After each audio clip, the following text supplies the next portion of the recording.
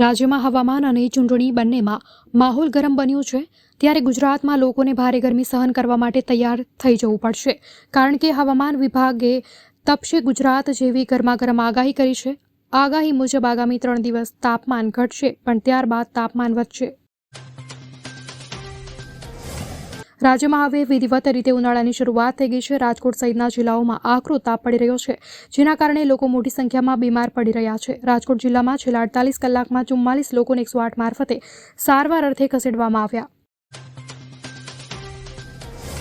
રાજ્યમાં ડ્રગ્સ પકડાવાનો સિલસિલો યથાવત જોવા મળી રહ્યો છે। ગાંધીનગર ખાતેથી એમડી ડ્રગ્સ સાથે 2 આરોપી ઝડપાયા છે। ગાંધીનગર એસઓજીએ એમડી ડ્રગ્સ સાથે 2 આરોપીને દબોચી પાડ્યા છે। 33,000થી વધુ કિંમતનું 3.320 ગ્રામ એમડી ડ્રગ્સ એસઓજી પોલીસે કબજે કર્યું।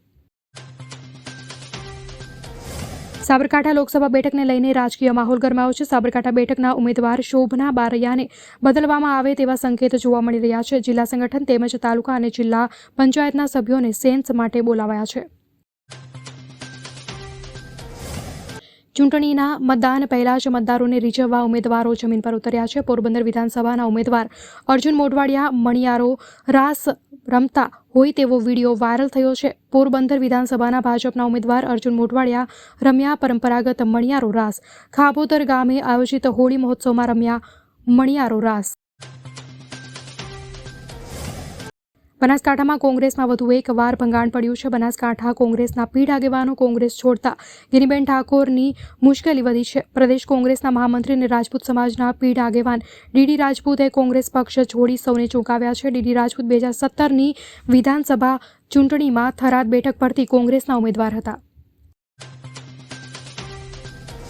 રાજ્યમાં વાતાવરણમાં ફરી એકવાર પલટો આવ્યો છે। ઉનાળામાં ચોમાસું માહોલ સર્જાયો છે। તાપી જિલ્લામાં આજે સવારથી જ વાદળછાયું વાતાવરણ વચ્ચે સોનગઢ તાલુકાના દક્ષિણ સોનગઢમાં ગામોમાં કમોસમી વરસાદ પડ્યો છે। જો કે કમોસમી વરસાદથી ખેડૂતોમાં ચિંતાનું મોજું ફરી વળ્યું। ભાવનગર શહેરમાં સ્વાઇન ફ્લૂના કેસોમાં વધારો નોંધાયો છે જેમાં છેલ્લા 3 માસમાં 44 કેસ નોંધાયા છે।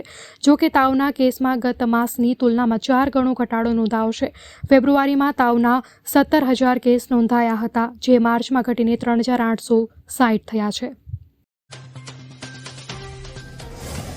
અમદાવાદમાં આઈટી વિભાગનું સર્ચ ત્રીજા દિવસે પણ યથાવત રહ્યું છે। ગોપાલ ડેરી અને રિવર વ્યૂ હોટલમાં આઈટીનું સર્ચ ઓપરેશન ચાલી રહ્યું છે। સૂત્રોનું માનીએ તો આઈટીના દરોડામાં 500 કરોડના શંકાસ્પદ વ્યવહાર ઝડપાયા છે। આઈટીના અધિકારીઓએ રિવર વ્યૂ હોટલના સંચાલકોના ઘર ઓફિસોમાંથી દસ્તાવેજો જપ્ત કર્યા। પુરુષોત્તમ રૂપાલાએ માફી માંગી છતાં અભદ્ર ટિપ્પણી મામલે ક્ષત્રિય સમાજમાં રોષ યથાવત છે। રાજ્યમાં રૂપાલા સામે ભારે રોષ દિવસે ને દિવસે વધી રહ્યો છે ત્યારે રાજકોટ લોકસભા બેઠકના ઉમેદવાર પુરુષોત્તમ રૂપાલા સામે કોર્ટમાં બદનક્ષીનો દાવો કરાયો।